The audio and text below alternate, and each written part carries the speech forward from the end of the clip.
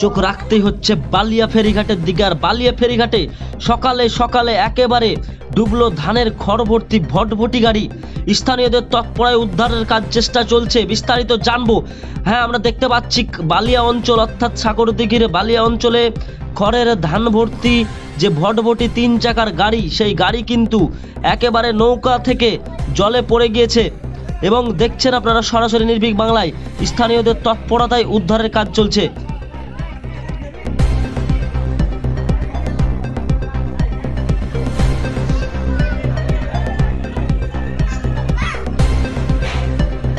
আবারও জানিয়ে রাখছি, ফের ফেরিঘাটে খড় ভর্তি ধান ডুবলো।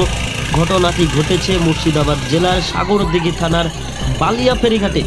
আপনারা দেখছেন সরাসরি সেখান থেকে স্থানীয়দের তৎপরতায় কিন্তু উদ্ধার কাজ চলছে এই ফেরিঘাটে। বালিয়া ফেরিঘাটের ঘটনা, বালিয়া ফেরিঘাটে সকাল সকালে একেবারে ধান ভর্তি গাড়ি অর্থাৎ 3 চাকার যে ভুটভুটি গাড়ি, সেই গাড়ি কিন্তু ডুবলো।